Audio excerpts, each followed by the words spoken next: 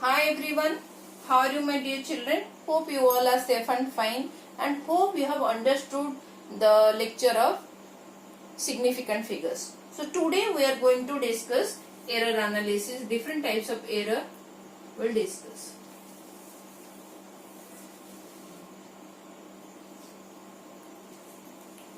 You know, no measurement is perfect as there will be some errors. In spite of our best efforts also, the measured value of a quantity is always something different from the actual value. So there will be some difference between the true value or the actual value and your measured value. So the difference in the actual value or the true value and the measured value is known as error. So difference between the actual value or true value you can say and measured value. This difference is known as your error. Okay, and there are different types of error: systematic error, random error. Okay, we will discuss one by one. First, we are going to discuss what is systematic error. What is systematic error?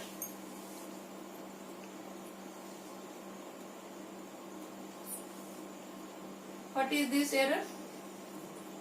Actually, this systematic error, it can be minimized. Why? We know the reason, or you can say the cause of this error. As we know the reason, so we can remove this error or you can minimize this error. Okay, and this error can either positive or negative. It is in one direction because it is systematic. And why these errors are happening? Tell me, what are the causes? What can be the cause of the error? It can be imperfection in experimental technique. What it is? What is the imperfection in experimental technique?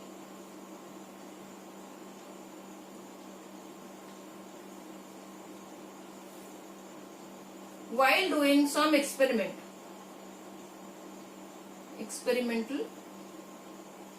technique, the technique you are adapting to do that particular experiment, maybe there may be some error. So because of that you will get this error. If you can change your technique, you can get your true value. Okay. So for example, suppose while measuring the temperature, when you are having fever, while measuring the temperature, what you will do? Usually people will keep thermometer placed under the armpit. When you place under the armpit, this will give the temperature lower than your actual body temperature. So this you can change.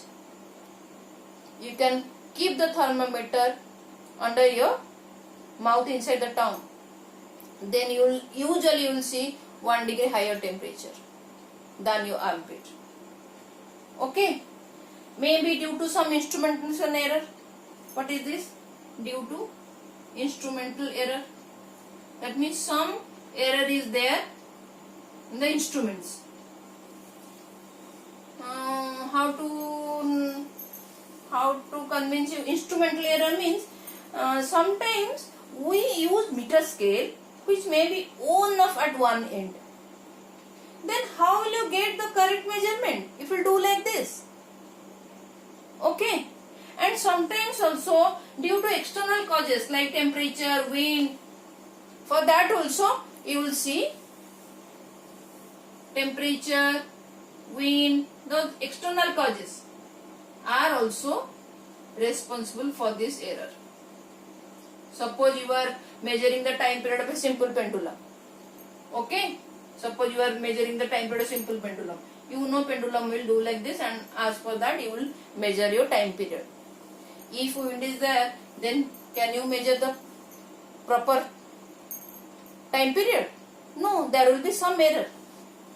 Okay, and also due to some personal error.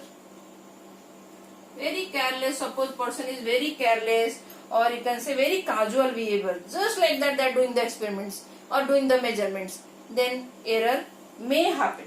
So due to personal error also. So you know, from these causes easily we can see, we can minimize the error. Okay, then let us discuss what is random error. So here in systematic you know the cause, that means you can reduce the error. So what is random error? Here cause is not known, you don't know why it is happening. Okay, here cause is not known, you don't know the cause. So error is not cause, let me write, cause is not known in this case. Okay, so error is not happening due to any particular reason, or you can say very constant reason. We don't know why this error is happening. So you can say this error is called chance error. So it can have any sign, either positive or negative. And this error, how to reduce this error then? Because you don't know the reason. Then what you will do? You will increase the number of observations, the times. Okay. So taking larger number of observation. When you take larger number of, multiple times you take the observation, then you can reduce this error. That means random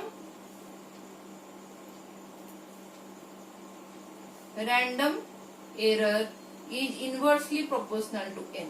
This is your number of observation. If number of observation increases, your random error will decrease. Is it clear? The random error. Now we will discuss absolute error. What is this? Absolute error.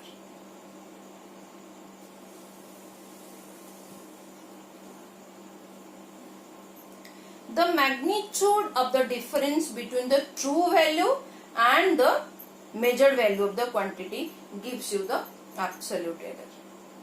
But how to get the true value? Just now we have discussed. After, like, in spite of your maximum effort, how much efforts you are putting in also, it is difficult to get the actual value. So how much effort we put also, there will be some error. Just now we have discussed. So what we will do? How to get this absolute, that means some true value, you have to subtract the measured value and true value. This subtraction, that difference you have to do mathematically. So how to do? That means we'll take measurement multiple times and we'll take average of that, and this will give you either true value or you can say very closer to the true value. So if you do the observations or you do the measurements more number of times, then more closer to the true value will be. So let the physical quantity is measured n times. Suppose we are measuring any physical quantity n times. Okay, and the measured values are x1, x2, x3, like up to xn. Then what is your true value or mean value? What I have told just now, true value or mean value, you have to take the arithmetic mean. Okay, so you can write xm or simply x is equal to add all the measured values and divided by the number of observation. Okay, so what is your absolute error then? Absolute error is, just I have told, the difference between the true value and the measured value. That means delta x1 can be x. This is your x. Okay. X minus x1. Delta x2 is x minus x2. Delta x3 will be x minus x3, and it will keep on going. So delta xn will be x minus xn. Is it visible to you, children? Is it visible? Okay. So this absolute error can be positive or can be negative. Suppose, how will you get this thing, positive or negative? Suppose your actual length of the scale is 15 centimeter. So while measuring, sometimes you can measure like 15.01 or sometimes 14.99. So this is your mean value minus the. So see, sometimes you are overestimating the quantity and sometimes you are underestimating the quantity. So as per that you will get positive and negative values. Is it clear? The absolute error. Okay. Now we'll discuss mean absolute error. What is this? Mean absolute error. Let us now try to understand that. What is mean absolute error? It is the average of absolute error only. Just now we have find out the absolute error and take the average of that. But what we have to do over here, we have to note it. We have to ignore the sign, positive or negative sign. That means we will only consider the positive signs. We will not consider the sign. We will only consider the magnitude of the absolute error. That means we will take the modulus. So if the value is negative, then we will take the magnitude, only the value, only the positive things. So mean absolute error means delta x. Okay. So delta x1 plus delta x2 like this up to delta x in how many times the measurement is n times. So this is your mean absolute error. Suppose for measurement of any physical quantity, it can be written as x plus minus delta x. It can be more than your this absolute error. Okay. So true value can be plus minus. Sometimes you can write like this, x plus delta x also, like suppose 25, you will see 25 plus minus 0.1. Okay. Like this you will write. Clear? Now what is relative error or fractional error? These are very easy actually. What is relative or fractional error? What is this? What does it mean? This is nothing but you have to take the ratio. Mean absolute error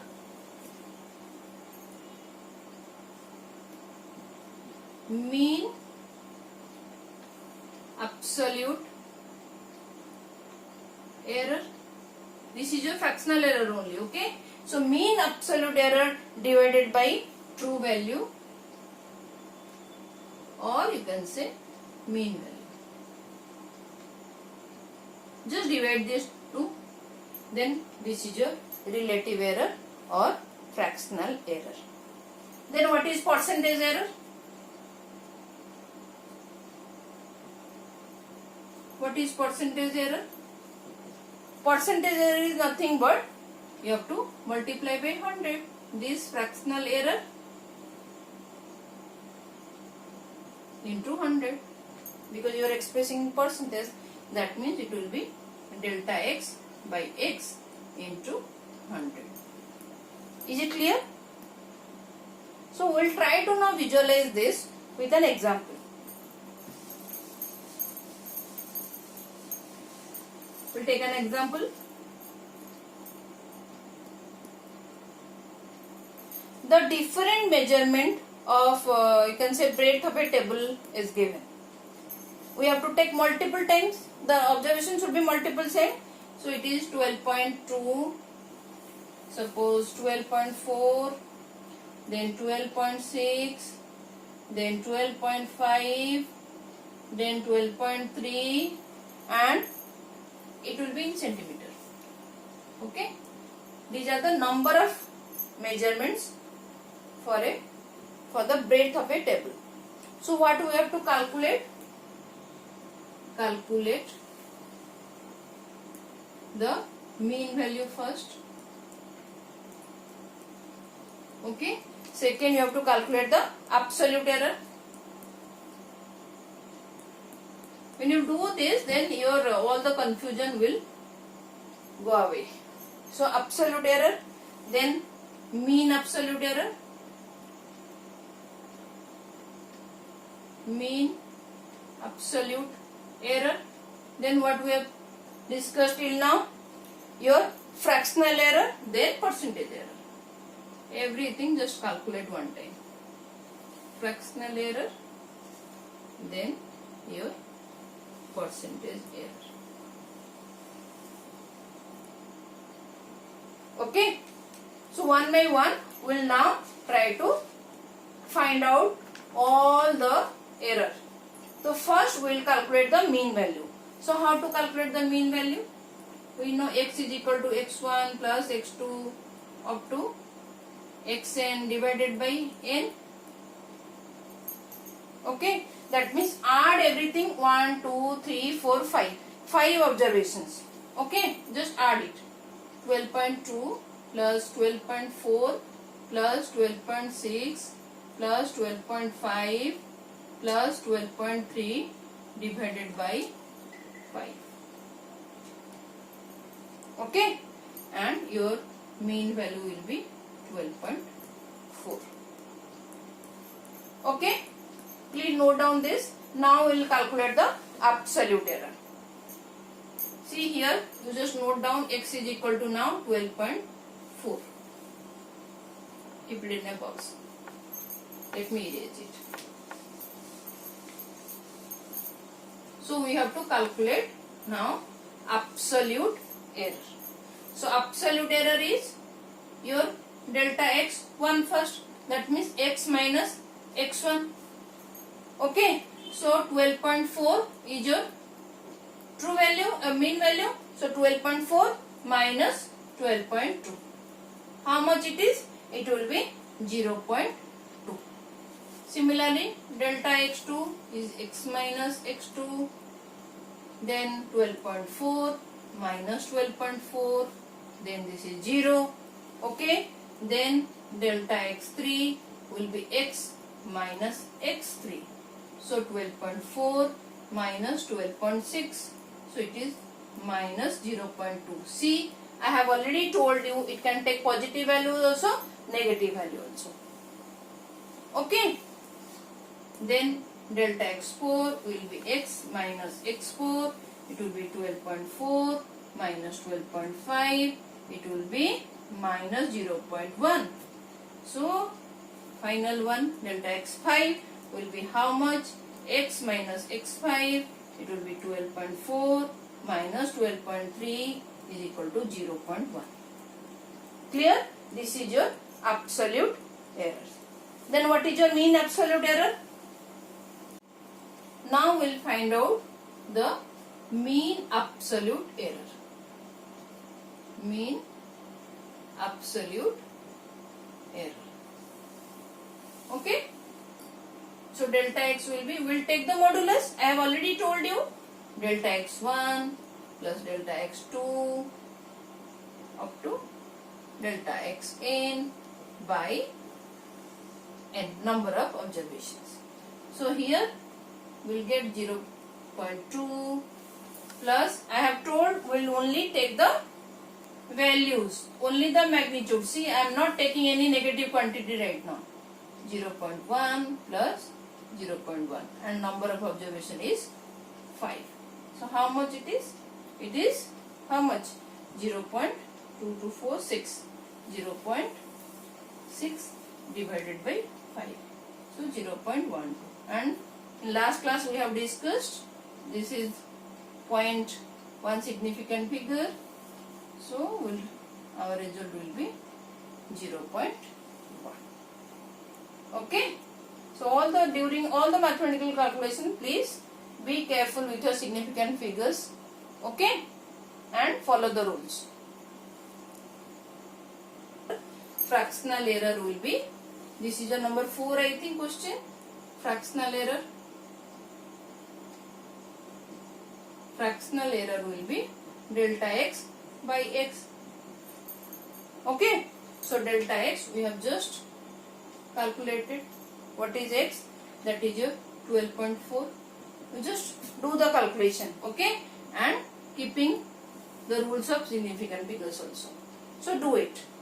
Then what is your percentage error? Percentage error will be 1 by 124 into 100. Okay, do the calculation. It will be 43125. Please do the calculation. As per that, you just write it 806% and you can change this. Is it clear, children? All types of error, how to find out, very easy. Okay. So in my next lecture, we will be discussing again. Some portion of the error is there. So we will be discussing that. Hope you have understood this lecture. Take care, children, and thank you for watching.